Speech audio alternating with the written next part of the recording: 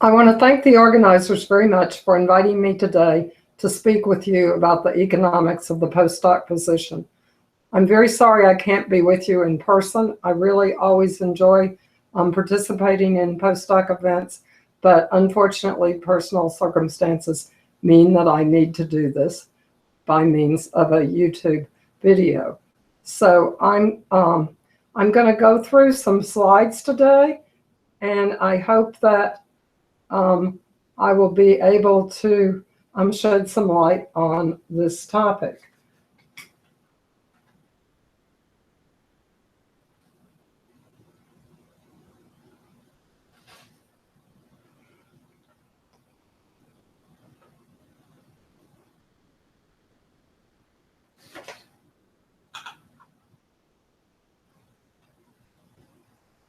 Okay, so let me begin by saying that my presentation today focuses on the economics of the postdoctoral position. And I think before looking at the underlying economic forces, what I want to do is summarize postdoctoral trends over time. And in doing so, I think it's very important to distinguish between long-term trends and trends related to the business cycle, especially events occurring since 2008. And also trends related to structural changes. So to begin with, the number of postdoctoral researchers in the United States has been growing consistently over time. This is data put together that ends in the year 2012. The blue bars here are US citizens and permanent residents, and the yellow bars are individuals as temporary residents.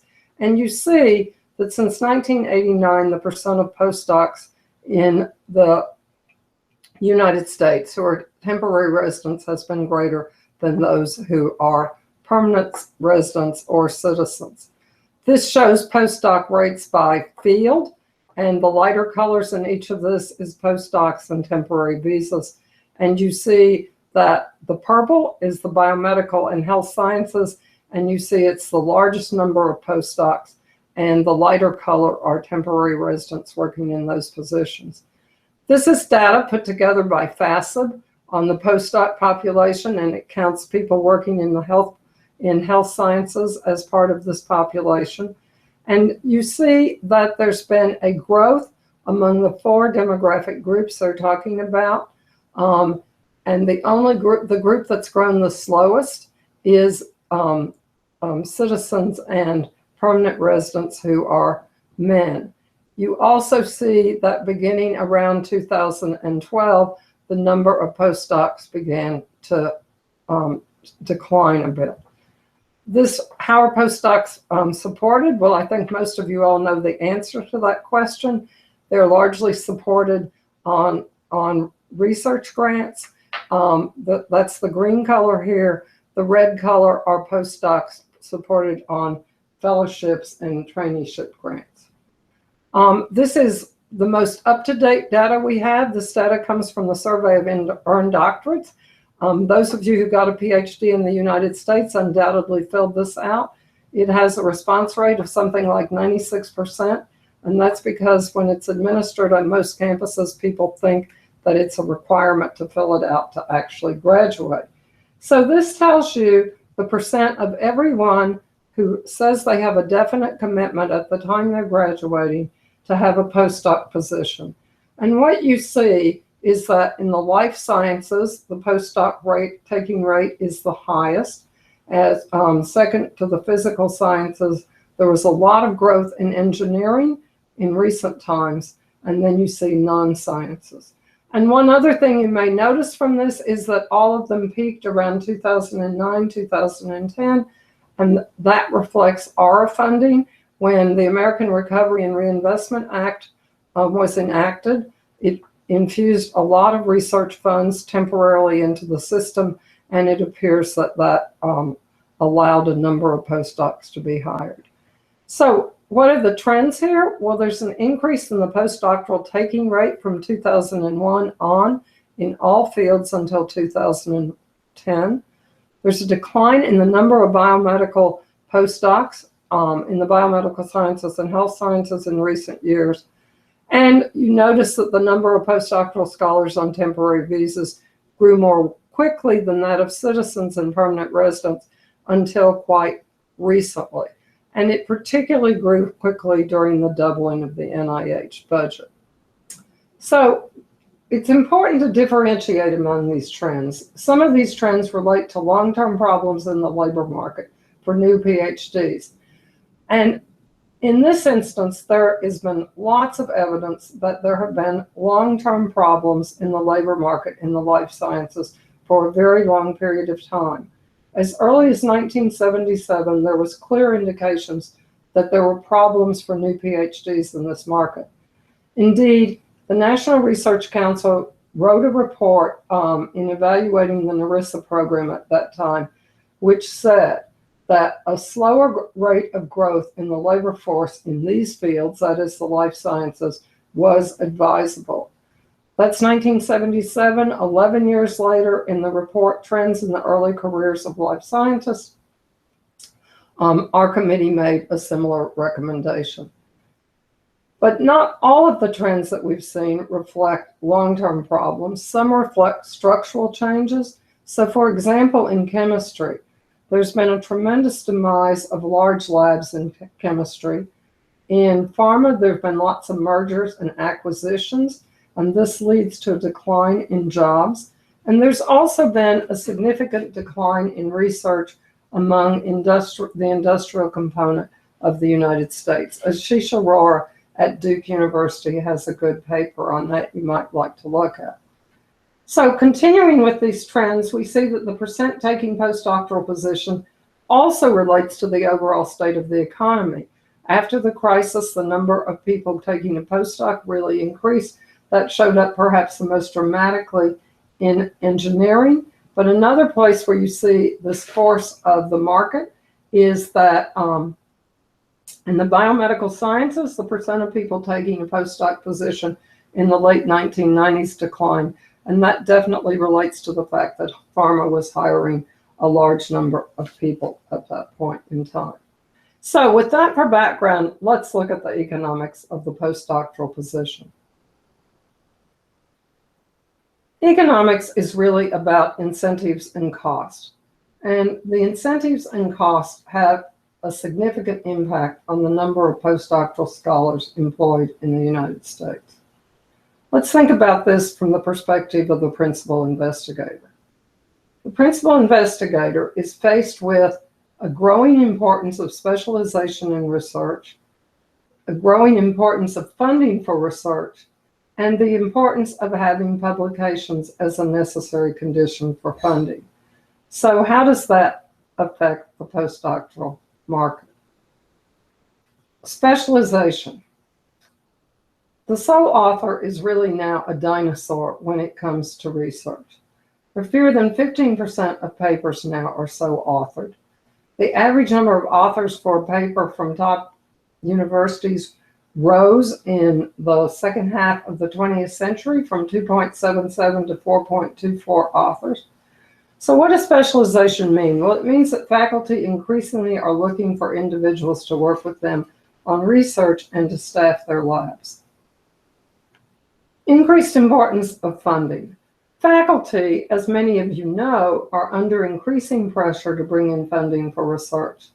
So this has long been the model in the biomedical and physical sciences, and it's increasingly the model in social sciences and even in the humanities. And it reflects the importance of both indirect cost recovery and salary buyout to university finances. So faculty are under tremendous pressure to bring in funding, and this pressure is even more acute if you're in a soft money position, which means basically if you don't have funding, you won't get paid. Or as Stephen Quake from Stanford says, people in these positions are in a funding or famine position. At the same time, funding is in short supply and success rates are declining. This is data that I've pieced together on NIH and NSF success rates since 1952. They're not really great historical records here, but I think the trend you see is, or at least for the last 20 or so years, is definitely downward, except with the bump in increased success rates during our So success rates are low. The NIH budget has not been growing, neither has NSF's. So this heavy focus on grant seeking raises the importance of having other people to work in a lab. The principal investigator's time is really diverted to grant preparation. A recent study estimated that principal investigators spend 42% of their research time in grant-related administration. So this raises the importance of, and it also raises the importance of publication, given the important role publications play in grant review and grant success. So there's a lot of pressure on PIs to get grants. They're spending most of their time or half their time writing up these grants and administering them. And at the same time, they need publications to be successful in getting a grant. So the forces of specialization, funding, and publication lead PIs to seek clever individuals to staff labs and to help in the production of research. And there are really three groups to look at here: graduate students, postdocs, and staff scientists. And this is where costs really begin to play a large role. Let's think about the cost of a graduate school student. Stipends vary tremendously across campuses and across fields, but somewhere between $16,000 to $28,000, maybe a bit higher. And it can easily cost an additional $16,000 or more once tuition is included, depending upon the limits set by the funding agency. So this easily means that a graduate student could cost you $51,000 a year.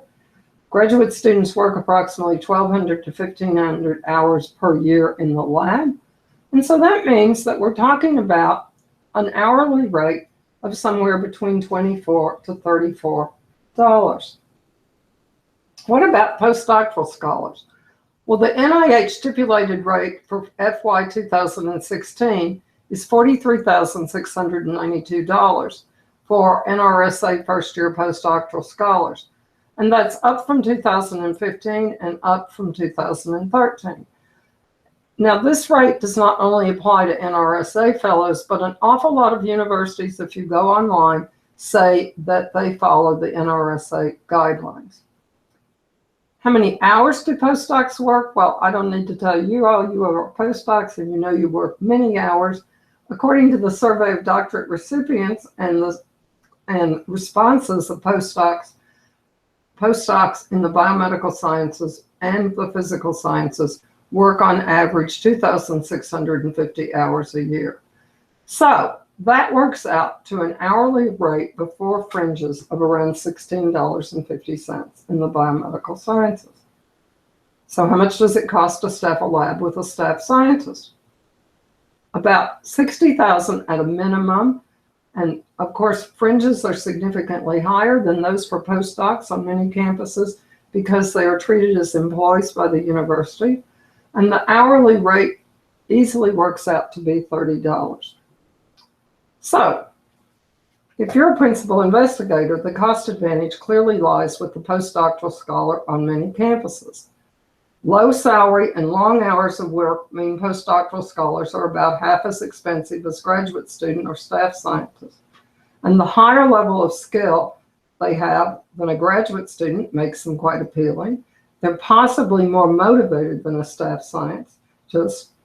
And as one principal investigator at the University of Missouri, when I talked there last spring, said to me, and I can get rid of a postdoc, they're very flexible if I have a budget problem. There's an added benefit that some come with fellowships.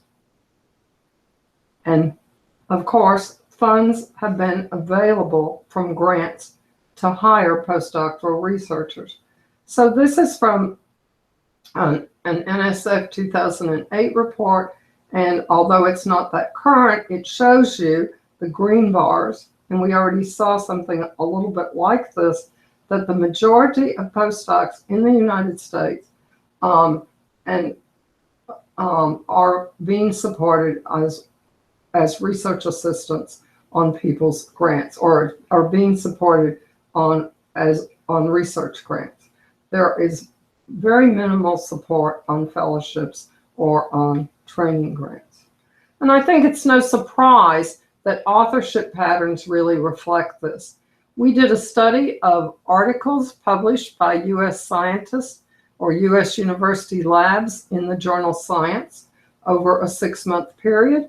And if you look at who are the first authors on those articles, postdocs represent 42% of the first authors on those articles. Graduate students represent about 30%, and students or postdocs, which we couldn't distinguish which, represent 2%. So the cost advantage here suggests that we really take a closer look at why postdoctoral wages are so low.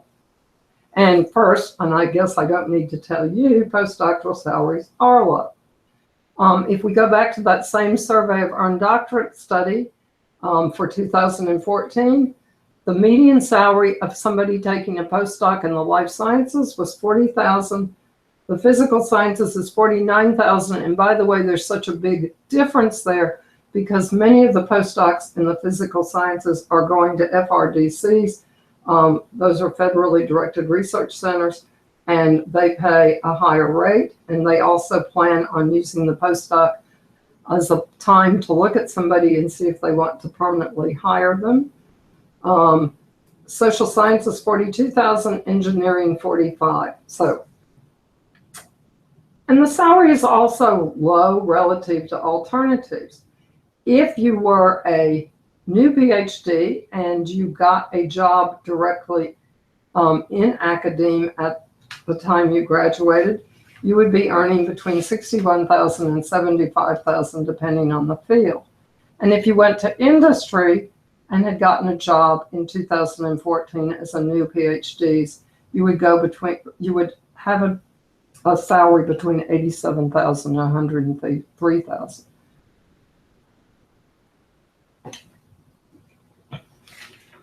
What about if you're a starting faculty member? Well, starting faculty members in public research universities in 2013 and 2014, in the biological and biomedical sciences, they were just under $75,000.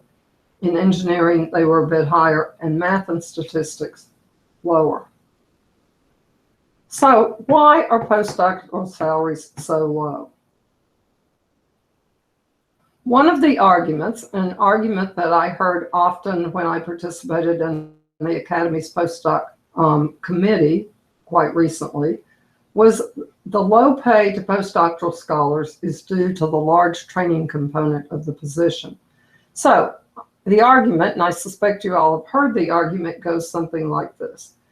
The training you receive as a postdoc is portable to another position, and therefore, this training should be paid for by a postdoctoral scholar in the form of reduced wages. Or another way of thinking about this is that low wages are a down payment on a research career. So what's the validity of this training argument? Well, there's definitely a strong training component in many postdoctoral positions. But in some labs, the training component is really minimal, and postdoctoral scholars are relied on for very routine procedures. And over the postdoc career, the training component definitely appears to diminish. And to the extent there is a training component, it's a very, very high cost for training. Classmates of these postdocs who did not get training beyond a bachelor's degree were earning just under $50,000 in 2012, 7 years after graduating. In other words, they're making approximately $28 an hour, and compare this to the $16.50 an hour. That's a pretty large cost for training. And it's especially an expensive cost for training when you think about the fact that many of the skills learned may not be transferable into a non-research position. And that's the likely outcome for many people. Most recent data for the PhDs in biomedical sciences in the US finds, for example, that 25% of PhDs 5 years after they've gotten their PhD are working in a non-academic, non-research position. 5% are out of the labor force or unemployed. Oh, I'm sorry, not 5 years later, but 6 to 10 years later. So I think we need an alternative explanation of low wages, and I would argue that in many ways, the reason wages are so low for postdocs is that it's not a real market in the terms of the way we think about it. There's a tremendous ample supply of domestically produced PhDs and a large supply, almost an infinite supply of PhDs educated abroad. And this really keeps salaries low. Postdoc pay, when it is set by NIH in the biomedical sciences, and as I said, many campuses follow this. Although we know that some campuses make absolutely no effort to follow this, it's a local option of the principal investigator. And you can go on web pages for universities where you say that the only guideline of our university is that you pay a minimum of $24,000. And we'll come back to why that minimum was set towards the end of the lecture. So, salaries are low. Why do postdoctoral scholars take the position if salaries are so low? Well, I think there are at least 6 reasons as to why. An interest in science, aspirations, it's good for your career. There's not a lot of information out there. You lack an alternative because the market's not that strong, and it's hard to know when to leave. So let's go through these. I mean, postdoctoral scholars clearly get satisfaction from engaging in research. They're doing research. And most perceive the chances or their ability as being better than that of others. Henry Sauerman and Mike Roach, who did a large survey of postdocs at 39 campuses, and these were top universities, at least in the top 50 of universities, find that the majority of students rate themselves as being more able than their peers in the program. And of course, we all know that that Lake Wobegon effect can't really exist. People also do it because they see the postdoctoral position as a logical step for those who want to get a research position. You need to acquire the skills to build your resume. You need to acquire the publications. So publications are extremely important for the academic marketplace. It's absolutely essential to have more publications in the pipeline before you start an academic career. And to get funding, it's going to be extremely important to have preliminary data before you begin to apply for grants. So the postdoc position can be seen as setting the stage for a future career. I also argue that information about the market is in very short supply. Many students receive minimal information about career options when they decide to go to graduate school or start their graduate training. PhDs are almost universally stressed over a master's degree. Many doctoral programs offer very few seminars or workshops that provide students with information on careers. So the postdoctoral position is often the first time information concerning jobs becomes available and is talked about. Many postdoctoral fellows feel that they're isolated and only get information from their principal investigator. When we were working on the postdoctoral committee at the National Academy, we heard directors of postdoc offices say that it's very, very common to have postdocs in their first year come and say, I want to talk about what I'm going to do when I complete this postdoc. Nobody had gone through career options with them before. And PhD programs rarely post job outcomes on their webpage, and many faculties resist students seeking information regarding alternative careers, and faculty are often misinformed.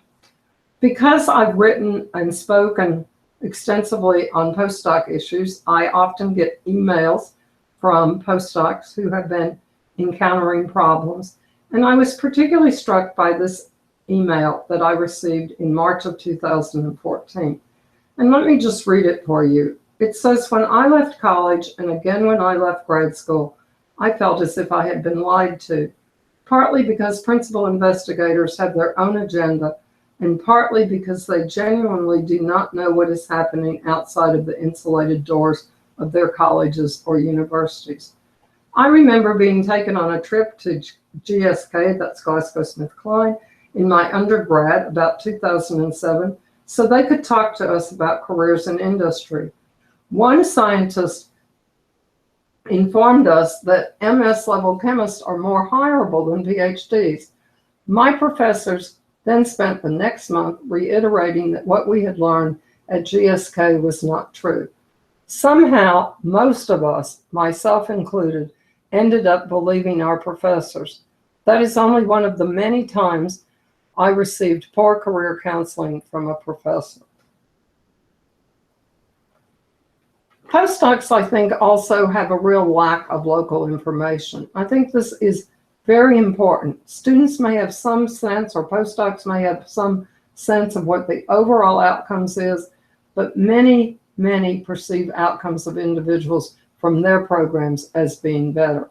And that is certainly supported by work that Henry Sauerman and Mike Roach did. Information, as I said, is in very short supply. A few years ago, I surveyed 45 departments, looking extensively through their web pages in 3 fields, and I found that only 2 reported on the web page where students were placed. By contrast, it's very common in business schools and economic programs to report placements. And I think this is really important to stress, because going back at least to 1998, our NRC committee on trends in the early careers of life scientists made a strong recommendation that it was extremely important for departments to start disseminating information to students.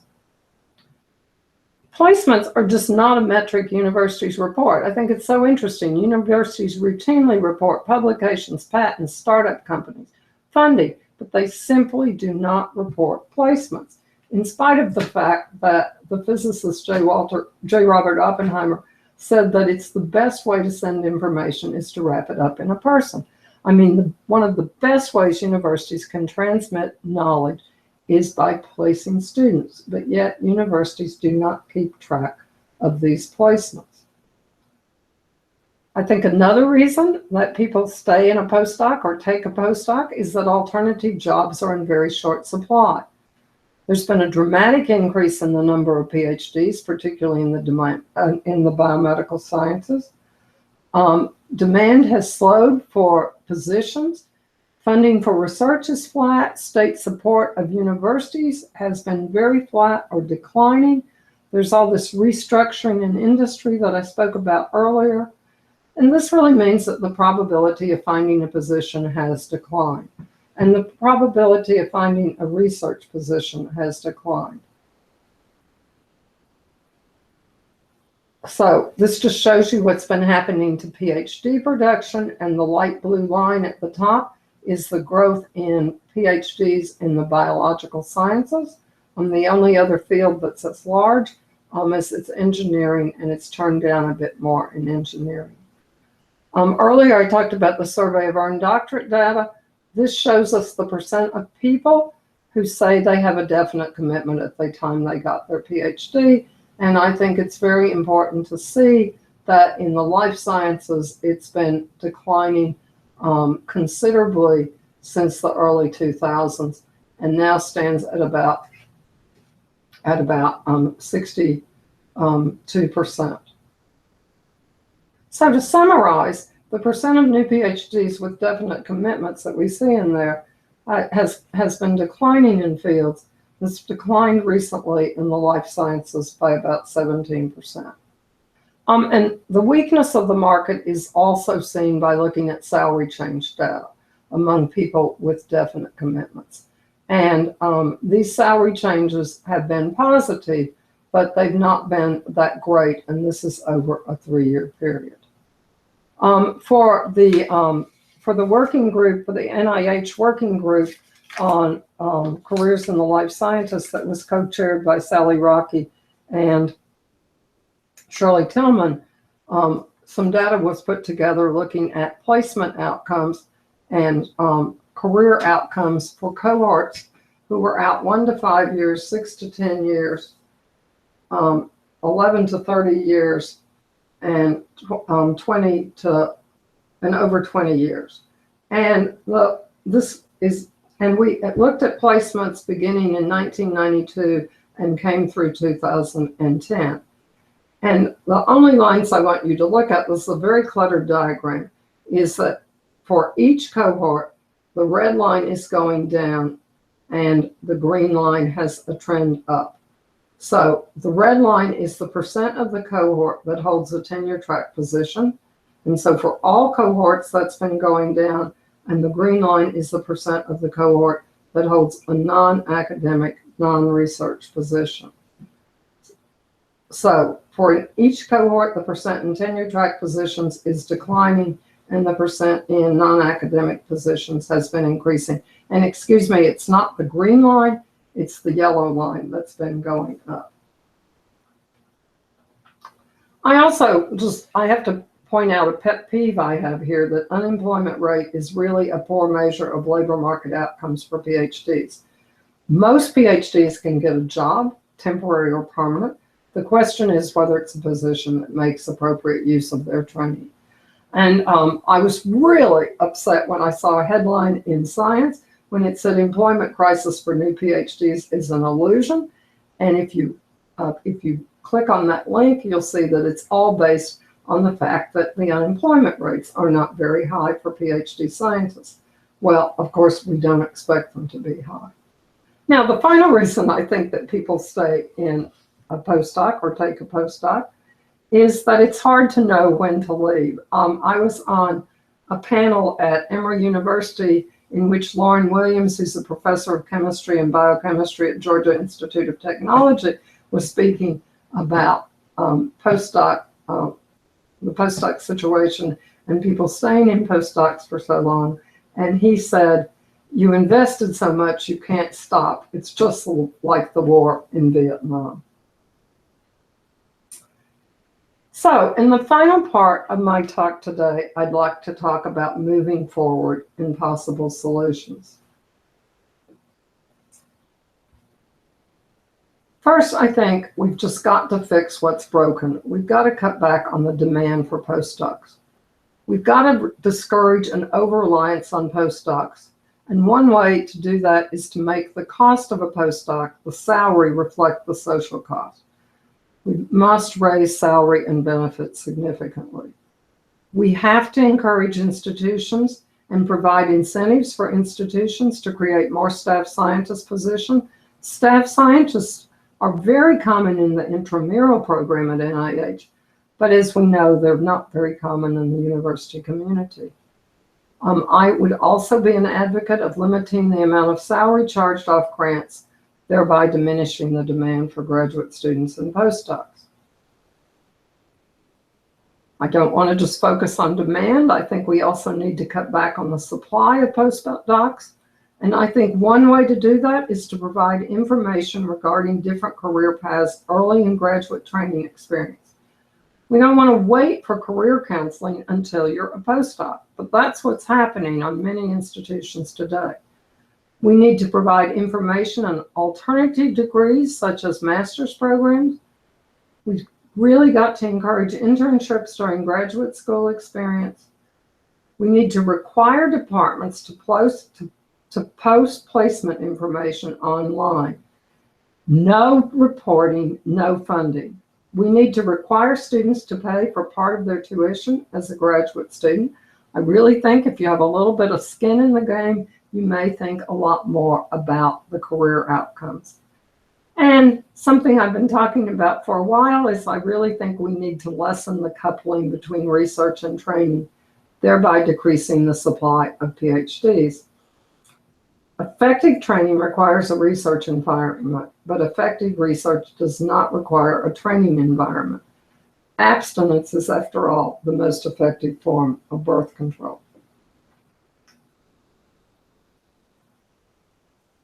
I think we need to focus on increasing the postdoctoral salary. We need to provide information regarding placements. Now, neither of these recommendations are new. We made these recommendations we've made recommendations concerning increasing salaries for at least 16 years. And as I mentioned earlier, in the Trends report in 1998, we stressed providing career outcome information to graduate students. So if I had my way and could only do two things, these are the two things I would do. I would increase postdoctoral salaries, and I would provide more information. Our Postdoctoral Experience Revisited Committee report made 6 recommendations, but these 2, I'm pleased to say, were part of those recommendations. So with regard to compensation and benefits, our committee said, and I read from our report, that the current postdoctoral salaries are low. Salaries should be increased to 1, reflect the qualifications of postdoctoral scholars, 2, address the slow progress the community has made towards implementing the salary increases recommended in several National Research Council reports, and 3, adjust the relative wage of postdoctoral researchers to appropriately reflect their value and contribution to research. So what was our recommendation? Well, we said that NIH should raise the NRSA postdoctoral starting salary to $50,000, and that's in 2014 dollars, and adjust it annually for inflation. And postdoctoral salaries should be appropriately higher where regional cost of living, disciplinary norms, and institutional or sectoral salaries scales dictate higher salaries. So what was our rationale? Well, we focused on NIH given the fact that we had seen that on many, many campuses followed the lead of NIH in what they paid postdocs. How did we come up with $50,000? Well, we went about looking at it in a variety of ways. We looked at indexing to contemporaries who had but a college degree, to graduate stipends, to newly hired assistant professors and adjusting that. We looked at inflation adjustments of previous recommendations. We looked at what research grade evaluation guide for federal employment, what they were paying, and it was remarkable how almost all of them suggested a salary at just about $50,000. So, what happened? Well, salary increase recommendations have been made for at least 16 years. And we know, and I'm sure you all know, that they've had little impact. But, ironically perhaps, as of December 2016, salaries of postdoctoral researchers in the US will be raised on the majority of campuses. Why? Well, I wish I could say that it's because of recommendations of committees, but I don't think so. Instead, it's because of a change in federal law. As I'm sure everybody in this room knows, overtime pay, which is 1.5 times the hourly wage above 40 hours a week, is not paid to people who are called exempt employees. Now, to be exempt in the past, you had to earn $23,660 to be exempt until December 1st of this year. And that's why campuses often say that you have to pay a postdoc more than $24,000. They want them to be exempt. But the rule has now changed, and to be exempt, you must now pay more than $47,476 beginning December of 2016.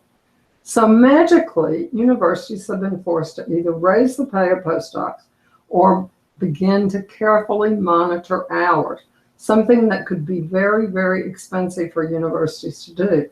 And note that although it was the Fair Labor Standards Act, the Department of Labor has come in on this and says that the ruling also covers fellowship holders, not just employees.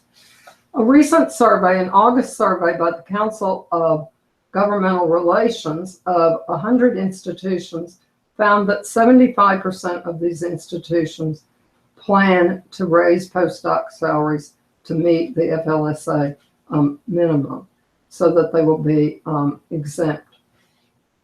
The other campuses say that they'll allow for choice, or they're leaning towards allowing for choice. So what's the effect here? Well, this is a mandate that came without any funds. The incidence, or a word economists use for who's going to pay, is on investigators and universities. In the same survey, it suggests that on many campuses, individual investigators are the most likely group to pay out of their research funds. And you notice this adds up to more than 100% because many campuses have multiple strategies here. So, but the cost is going to be felt on grants. It's going to be felt by departments and other places in the university.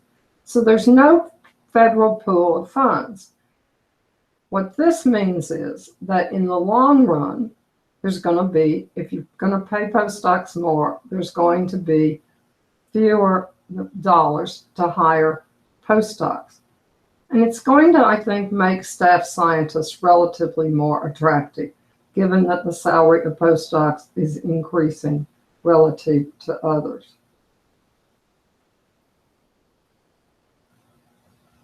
The second issue that I think is really important, if I had but two points to make, is that we really need to increase transparency. We've got to make information regarding career outcomes readily available at the department level and at the discipline level. We just have to provide incentives to departments and PIs to do this. I think it should be a component of grant review, as I said earlier. There's several campuses that have really started to do this in a good way. There are links here to Michigan's database and to Northwestern's database. A way to do it for many, many campuses is to link the names of graduates with US Census data. And we recently did this, as you could think of as a proof of concept. We matched graduates of 8 universities to census data to look at placements. Our focus was recent PhD graduates supported on grants while in graduate school. The findings were published in Science in early December. The initiative was led by Julia Lane, who I'm happy to say is an NYU faculty member, and the heavy matching was done at Census, so it was a large group effort. The final thing I want to say today is I think it's really important to realize that more funding is not the answer to what affects markets, particularly in the biomedical sciences. Of course, more funding would help, but it doesn't address the underlying issue of what has often been called positive feedback in the biomedical system. Every time we get increased funding, it's accompanied by increased training, which is accompanied by increased demand for funding and postdocs. It's turned out to be a very unstable system. We need instead to address incentives that have allowed the system to evolve to its current situation.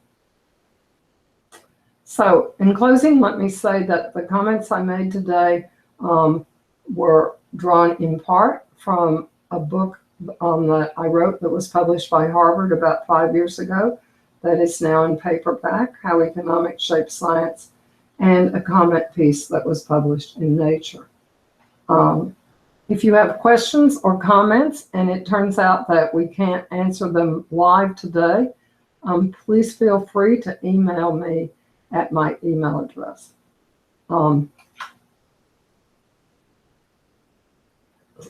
So with that, let me say that it's been a pleasure talking with you today, and I'm very sorry again that I can't be there in person.